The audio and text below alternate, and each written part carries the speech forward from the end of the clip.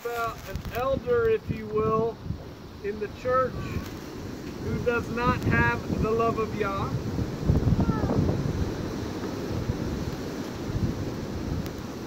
going to try and find a rock without mud on it. On the fire. So, thank you. Thank you. This elder that doesn't have the love of Yah is going to be put in his place. Corey gave me that really cool spear which just fell over. And I was thinking today when I put it up there, we read not that long ago about be careful about going against the man of Yah because he does not wield the sword in vain. And I was thinking, but this spear's pretty cool too. So it's like, do not go against me because I do not wield this spear in vain. It's a cool spear. You should check it out later. The third epistle, letter of John, is the shortest book in the New Testament. In fact, it's the shortest book in the whole Bible. Obadiah is the shortest book in the Old Testament, but it's longer than 3rd John. So it's the shortest book that we have. And it's the only book in the New Testament that does not mention Christ directly by name. The only book that doesn't. So for such a little book, it's got a lot kind of going for it. With that, let's get going. 3rd John, there is no chapter 1, it's just 3rd John. Verse 1. The elder unto the well-beloved Gaius, whom I love in the truth. Who's the elder in this case? John. We talked about this last week, right? It's cool that you actually know who's writing the letter right up front instead of having to flip over to the back and say, yours truly, John. And he's calling himself the elder. Why? Remember from last week? Security. Because this is getting handed to somebody and it's going through and it's like operational security. It doesn't necessarily need to know who's addressing who and what this letter's about. And he's called the elder because he's the oldest apostle. He's the only one, remember from last week, that died a natural death. They're pretty sure he died a natural death. The other ones didn't. And he says to my well-beloved Gaius. Gaius is a common name. They have no idea who Gaius was. Could be one of the Gaiuses we read about. Could be somebody totally different. They don't know. So he's writing this letter to Gaius, who's well-beloved. And he says, whom I love in the truth. Now when he says, hey, I love you, I'm writing this to you who I love in the truth that he's talking about is the truth of Yeshua. I am the way, the truth, and the life. And so while Yeshua is not mentioned specifically in this book, when he says, I love you in the truth, Yeshua said, I am the way, I am the truth, I am the life. So he is, that's the truth he's talking about. So he is in the book, he's just not specifically mentioned.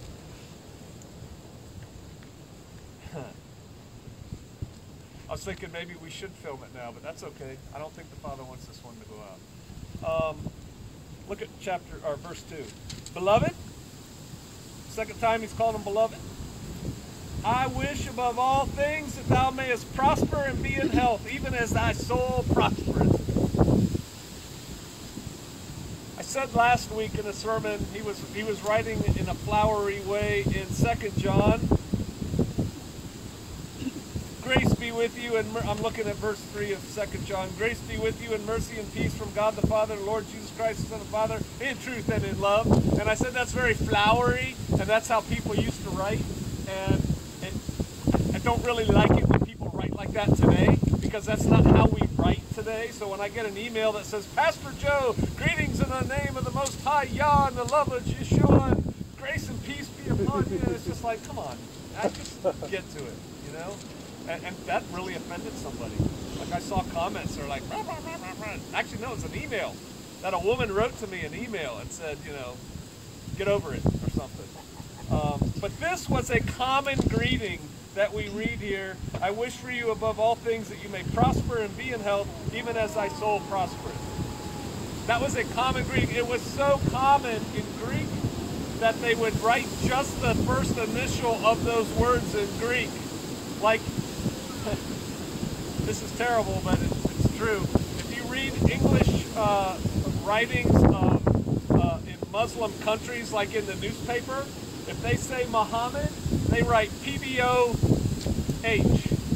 Muhammad, P-B-O-H. Whenever they write Muhammad's name. Does anybody know it other than Corey know what P-B-O-H means? Peace be upon him. So P-B-U-H. Piba. Looks like Piba. They just write that because everybody knows what that means. And in their culture, when they say Muhammad, it's like, you know, you don't just say his name. And so you got to say peace be upon him. So they just write Piba in the newspaper. So this was a similar thing. Now that's interesting to know that this was a common way of greeting people because the prosperity doctrine, ministry, whatever, they love this verse. They do. I'm not just making it up because the word prosperity is in there. They like it. Like Joel Osteen and people like that, they're like, hey man, look at this. I wish above all things that you may prosper and be in health even as your soul prospers. Well, this prosper is just like, hey, I hope y'all are doing well. You know, it's like when all right, some of us used to write letters. Some of us probably have never written a letter in our life because that's not done really anymore. But it used to be writing a letter, and I'm going to write a letter to my Aunt Millie to tell her I've moved to Arkansas. Well, you don't say, dear Aunt Millie, I've moved to Arkansas, love you, Joe. Dear Aunt Millie, I hope everything's going well with y'all. I hope everything's good down on your farm. You know, we sure enjoyed the last time we were together. Blah, blah, blah, blah, blah, blah, blah, blah. The whole purpose of the letter is to tell her you moved to Arkansas. But no, you got to do this flowery stuff or it seems rude and short. Well, that's what this is. It doesn't mean let's have a prosperity ministry and have excellent people. Get the joke? Come on, that was my Joel Osteen. All right.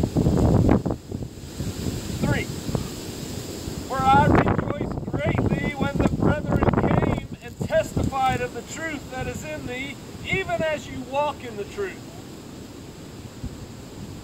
I rejoiced greatly. He was happy. John was really happy when he heard the good news that y'all were walking in the truth. Now that means he had an emissary. He had somebody who was out there with Gaius and came back and gave the report because they don't have text, they don't have email. Somebody's actually either got to hand carry a letter or somebody's got to go and come back and give a report of what was going on. And that used to be a really important thing back in the day when a letter came. And I guess I'm getting ahead of myself when I'm going to get there. How many people have seen that movie, The Patriot? For those of you who have not seen the Mel Gibson movie, The Patriot, you need to get it and watch it. It's an awesome movie. And there's a point when this letter's come, and the kids get the letter, but they're not allowed to open it. They got to wait for Dad to open it. And he builds the tension fake. He's like, so did y'all do your chores? We're like, Dad, there's mail. And he's like, you know, did you get everything done? Da, da, da, da. Let's open the mail. Yeah! And then they're all like, yeah, we get to read a letter. Because it's the only news they had. They didn't know what was going on 100 miles away. They didn't know what was going on 20 miles away. And so it comes in a letter. And so when a letter came, in many cases, everybody got to hear that letter or pass that letter around. It was the same thing when emissaries, I'm just using that term, when somebody was afar and they came in, and that's even in the movie 13th Warrior. What news?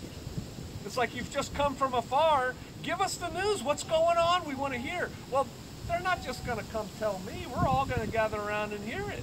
What's going on? It's exciting.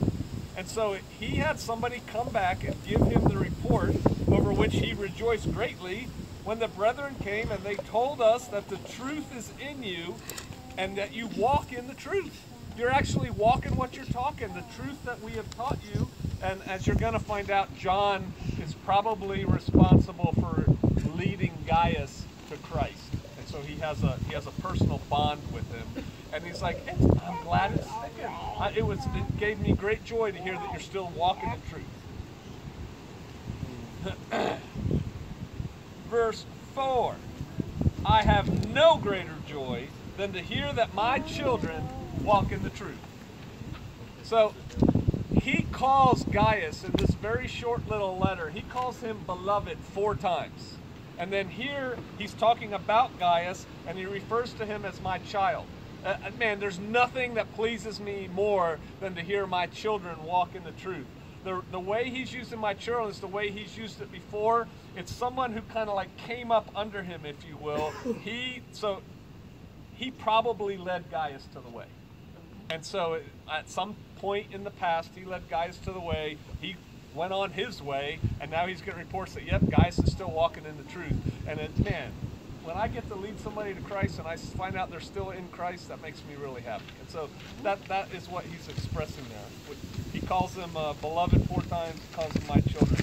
Now, I have no greater joy than to hear that my children walked in the truth. That word walk, if you break it down from the Greek, it means continue to walk, walking to walk. And I think it's worthwhile to compare and contrast that to the Hebrew word is halakha, but it is more of a Jewish context. Anybody here know what halakha is? Sounds like a dessert, right? Halakha is the embodiment of Torah, plus what the rabbi said, plus what the writings are, plus what the, what's that other writing called? Talmud. The Talmud. Plus what the Talmud says, all put together, that's halakha. It is the way of walking as a Jew. So it means this, clearly we don't do that, but halakha means the way of walking. It means so much more than the way of walking. It's like, this is what we do because we're Jews, right? Well, this is the feeling of this word. I have no greater joy than to hear that my children walk in the truth. They are in the way. They are continuing along the path of truth and righteousness, if you will. So verse 5. Beloved, there he is again, calling him beloved. You do faithfully whatever you do. Thou doest faithfully whatsoever thou doest to the brethren and to strangers, which have borne witness of thy charity before the church, whom if thou bring forward on their journey after a godly sort, thou shalt do well. Oh, one more. Because that for his name's sake they went forth, taking nothing of the Gentiles. All right, there we go. That's King James English. That's a helicopter. Let's just break that down a little bit. Beloved, you do faithfully whatever you do to the brethren and to strangers. He's saying, I've gotten reports of you that not only are you walking the walk, but you're very faithful in your walk, and you don't only do it like around people you know, but you do it, you act this way, you stay in this walk with strangers. In this context, strangers are other brothers that he hasn't met yet. So he hasn't met them before, so they're strangers in that way. It's not a stranger necessarily like the stranger that is within your gates that isn't of the way. These are brothers that he's talking about, but hey, you didn't know these guys, and you were cool to these guys. That's what he's building up to say here. The report has come back that these guys went to see you, and you were really cool to them, and you didn't even know them. And so he's lifting him up as a good example of people in the faith. It says, these strangers which have borne witness of thy charity before the church, whom if thou... All right, so these strangers that you treated well, they've come back, they've stood up in front of the whole assembly, and they've borne witness. They have told how you treated them. They have shared with everybody your character and the way you act. The way he acted was Gaius's hospitality. When these missionaries, that's really what they were, right? They were sent out from Ephesus. They're pretty sure that the letter was written from Ephesus around 90 AD. They were sent out to go check on the churches and plant new churches and lead new people to Christ, that kind of thing. And so they go out. Well, when they get there, there's no Holiday Inn. There's no Super 8 motel that they can stay in. And the little inns, such as they had at the time, there's a contemporary Roman dude that wrote about it. I don't remember who he was right now off the top of my head, but he talked about how horrible they were and how many times inn owners, like, all right, you want to lay down your head because you can't sleep out there because somebody's going to knock you over the head and rob you, right? And so you come in here to sleep. Well, they almost held the people hostage who laid down their head in their inn, and it's like, yeah, I know I said it was $20, but actually it's a little bit more because I forgot we put fresh straw in there, and it's not fresh straw, and dun, dun, dun, dun, dun. And so they were like terrible places. They were full of lice, and sleeping 8 people to one straw pallet, and it's just like, ugh. All right, so when you're traveling, it's like Sister Kate and I kind of want to go to Norway. I would, especially me, I want to go to Norway. I want to visit Norway. There's 2 big problems with that for me. It's real expensive in Norway. I mean, like a coffee costs $8 in Norway. The hotels that are there are really expensive hotels. We're talking $300 a night rooms for a Holiday Inn hotel, and there's not a whole lot of them.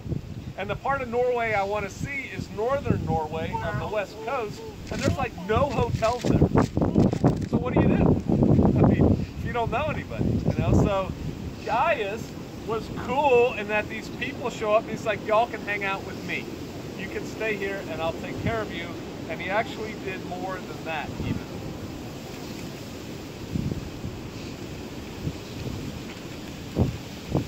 Look at verse 6 again. So they came, they stood up in front of everybody, they said how you were charity, love, whom if you bring forward on their journey after a godly sort, thou shalt do well. You did good. Bring forward, there was a custom that when you've had guests, and now the guests are departing, you go with them for part of their journey.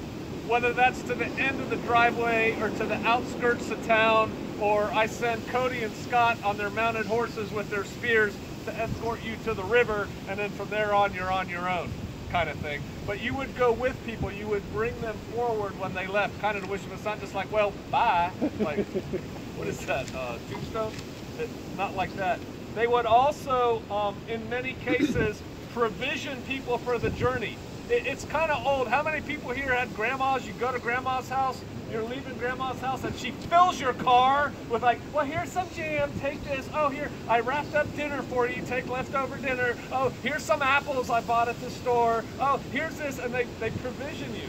Well, it used to be a much bigger deal than it is today, but they would not let you leave their house empty-handed. They want to make sure you're taken care of. And in some cases, especially for missionaries and things like that, they would equip them. They would give them things like, oh, I noticed your walking staff broke. Here, take mine. Right? It's not just food and water for your journey, because again, there's no 7-Eleven, there's no McDonald's to stop at on the side of the road to eat. So it's like, here, take this food. Well, sometimes they give them equipment to take. You need this too. Oh, your sleeping bag broke? Here's a new sleeping bag. It's a spare. No, I couldn't possibly. Please take it. That kind of thing. And so if they accompany them partway on their journey, if they provision them a little bit for their onward journey, if they equip them for their onward journey, those are physical things, but in this case, they were also spiritual things, right? You're praying them forward. You're giving them a word that they can carry with them. You're doing a quick little Bible study or something with them right before they leave so that they are equipped for the journey to come. And so that's kind of the sense of what's going on there. Because, verse 7, that for his name's sake they went forth taking nothing of the Gentiles. Does somebody have a different word than taking? Receiving. Receiving, that's a better word. They didn't take anything from them. And the Gentiles are in Greek, it's ethnos. What is it in Hebrew? The goyim, right? It's the others, right? The other people. They're not getting anything from them. They're not going to help them. They're a bunch of pagans. These guys are these weird, believers in Yeshua. It's like, so you're helping them out, taking nothing from the Gentiles. We therefore ought to receive such that we might be fellow helpers in the truth. So what he's saying is, yeah, these guys are out there on a mission of Yah. They're going forward. You provisioned them. You helped them out. You took them a little bit forward on their journey. Good thing, because nobody else is going to help them, and that's what we're supposed to do. We are supposed to do that. We are supposed to help our fellow brothers on their journey when they're doing Yah's work.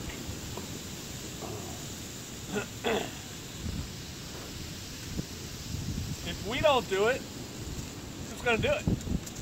Gentiles aren't going to take care of them. Man, you know what this gets to too? Tribalism. You're not in our tribe. You're not even in our sister tribe. over there. You're those weird people of that weird religious sect. You're not of us. You're the other. That's a real thing in humanity. We've just gotten away from it. We all think we're all in one tribe and one rainbow nation, and we're not. And we're going to see that again as we come. It says, because that for his name's sake they went forth. In Hebrew, what's the name? Does anybody know? Ha is the. What's name? Shem. Hashem. So a lot of Jews, they won't say Yahweh or Yahweh. They think it's too sacred to say, even though Moshe said it over and over and over. So they say Hashem, the name. It's the same thing. Because of his name's sake, they went forth. So they're going forth for Yah. So this is a good example. Now, this letter, and I guess I'm getting ahead of myself again, but it's a good time as any to say it. This letter that he's writing to Gaius is not intended just for Gaius.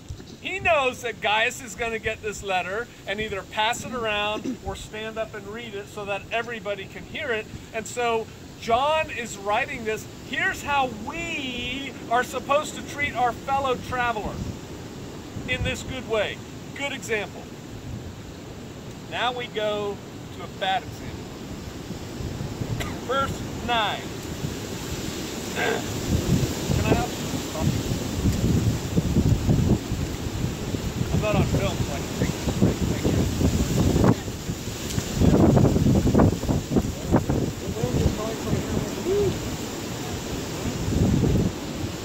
That's all right.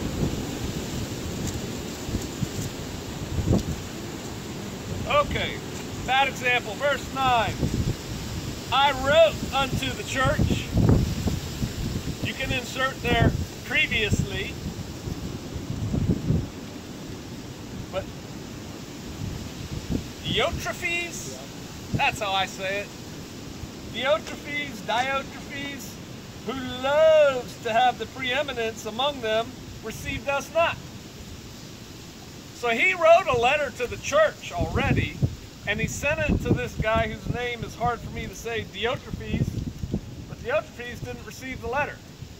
Now whether he didn't, I'm not taking that letter from John, or whether he took the letter and didn't share it with anybody, it's the same thing. This guy Diotrephes, the name Diotrephes means nourished by Jupiter, who was a god that they worshiped. It was also a very uncommon name, and so not many people had it, and it was only used in the higher classes of like Greek society, the elite. The thought here is that this guy Diotrephes came from a family of the elite and was converted to the way, was a believer, but that he was a lot stuck up. And he wanted to have preeminence in the church. He wanted to have the #1 spot, and he's probably an elder of the church. He's probably somebody of some rank in the assembly. And so John, who's not with them at the time, John started the church, John's away, so John, and there's a big hierarchical system back then. John is kind of over the church. He sends this letter to the church to say, hey, our people came and they were treated really well, so thank you. And Diotrephes is like, because if I read John's letter, that diminishes my authority. That makes you all think that John's above me. And so he doesn't receive the letter. Diotrephes. From John the elder, John the apostle, the real apostle, he won't take it. So, why not? Why does it say in King James, he loves to have the preeminence among them? But who else has something else written there? I have a Hebrew word. What? I have a Hebrew word. It's mocker. Okay, I don't know that one. Okay. He Basic. wants to be first. Yeah, he wants to be first. He wants to be the big guy, the #1. And so, why is that? Ego, covetousness of power, right? He wants the power, this quest for power. He wants to be first. Does this sound like any other character we know about in the Bible? Say, who's that church lady? Satan. But that's what Satan wanted. He wanted to be above the Most High. He wanted to reign. He's like, why are you in charge of me? You're not the boss of me. And he wanted to be in charge. This is and Satan was probably, Lucifer was probably like the archangel at the time. Like he was probably number 2. And he didn't want to be number 2. He wanted to be number 1. And to do that, he wanted to pull down Yah and lead a rebellion. So, verse 10. Wherefore, all right, he wouldn't receive my letter. So he says, wherefore, if I come, I will remember his deeds which he does, prating against us with malicious words, and not content therewith, neither doth he himself receive the brethren, and forbids them that would, and cast them out of the church. Now, this if is not an if, where he says, if I come. When John says, if I come, because just quickly skip down to verse 14, but I trust that I shall shortly see you.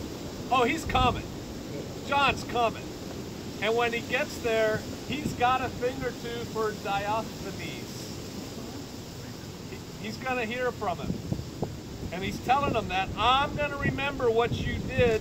And then this word, it says, prating against us with malicious words. It means babbling nonsense. He's just making stuff up. He's just talking about nonsense about us. He's talking about the hierarchy back in Ephesus, John and crew. And he's like, this is ridiculous what he's doing. And not only that, these are malicious and wicked words. They're not uplifting words.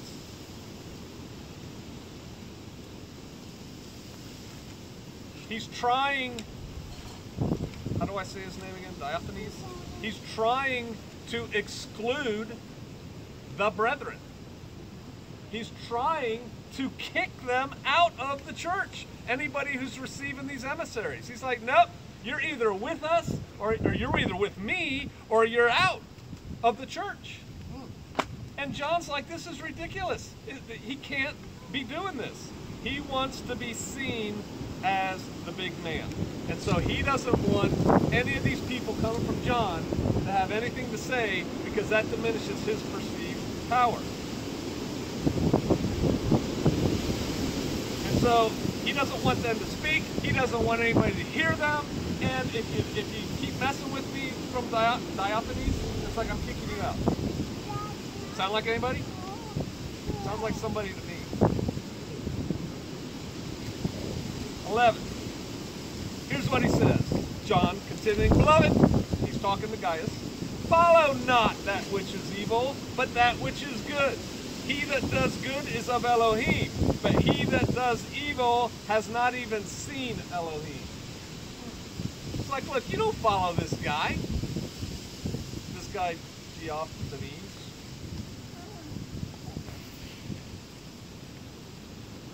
Don't follow him. He has issues. He's flirting with evil, and in fact, he hasn't even seen Elohim. What he's doing is evil. And so we had the good example with Gaius in the letter, and then John brings us to the bad example of this guy, and he's writing to Gaius because he already wrote to Diothenes, and Diothenes wouldn't receive his letter. And what's this letter supposed to do? See, he probably sent a letter with the first part to Diothenes. Hey, thank you very much for taking care of the people that came out to see you. You guys were great. This is the way we're supposed to be. All the same stuff that he put in. And he wanted him to read that to the church so that the church knows, hey, this is how we're supposed to act. We're supposed to be hospitable to these travelers from afar that come to share the good news with them. But he wouldn't. So then he's like, fine, I'm going to write to Gaius. Why does he pick Gaius? Gaius is not a leader in the church, because Gaius is somebody who he probably converted. So he's got this almost father-son relationship with him, if you will, spiritually. And he's like, hey, Gaius will receive my message. And he knows, because again, there's no CNN, there's no internet, that when Gaius gets this letter, it's going to get into the hands of other people. And so The word is going out. This is how we treat people that are, you know, emissaries of Yah. We're supposed to be nice to them. And oh, by the way, your leader, your elder Diothenes, forget him, man. He's no good. Leave him. He's the leader of this little assembly in wherever it is. I don't know where the letter went. He has not seen Elohim. He wants everybody to know how to treat God's people and to know that this guy should not be your leader. You shouldn't be following him because he's a bad example. He is clearly unsuitable for the task of leading when John is not present. See, John set him up as like an elder of the church because John can't be everywhere. So when John's not there, he's kind of expecting this guy, Diothenes, to continue in the way he's supposed to go. But he's not up to the task. On the other hand, verse 12, Demetrius has a good report of all men, and the truth itself, yea, we also bear record, and you know that our record is true. So who do you think he's putting to be in charge of that little body? Demetrius. And he knows this letter's going to get read to everybody. So he's like, hey, get rid of this other guy, and you know what, from where we're sitting, Demetrius looks like the guy who needs to lead your congregation. Not Gaius. For whatever reason, Gaius wasn't the guy. But Gaius would receive the letter. And so he's like, but now Gaius is going to share this news. Hey, John is saying from back there, I mean, think about how that rumor, it wouldn't be a rumor because he'd read it in public to everybody, but think about how that buzz would go. Ooh. Picture Diothenes. He would probably say, we're not going to hear that letter. We don't need to hear anything. Say, well, you know, I feel led to read it, so I'm going to read it. I'm not going to listen. He probably goes over there and listens without acting like he's listening. And then he's saying, hey, get rid of this Diothenes guy. And oh, by the way, Demetrius, he looks pretty cool. We like him. I think that's fascinating. And then he closes up. Hey, I had many things to write, but I will not with ink and pen unto thee. I got a lot to say, but I'm not putting it down on paper. Why? OPSEC. OPSEC, bro. I don't want this to get picked up en route to where it's going and have people read what's going on and all that stuff. So I'll come talk to you face to face, or as Hebrews say, mouth to mouth. Verse 14, but I trust I shall shortly see thee, and we shall speak face to face. Peace be unto thee. Now look at this. Our friends salute thee. Greet the friends by name. You know, in a lot of other letters we read so-and-so and so-and-so and so-and-so send their regards and their love. Please tell Brother Cody, I'm so glad he's there. We love him. We'll see him soon. Again, friends. The reason they're saying friends is OPSEC, bro.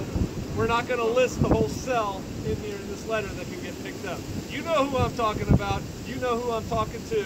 Spread the good news.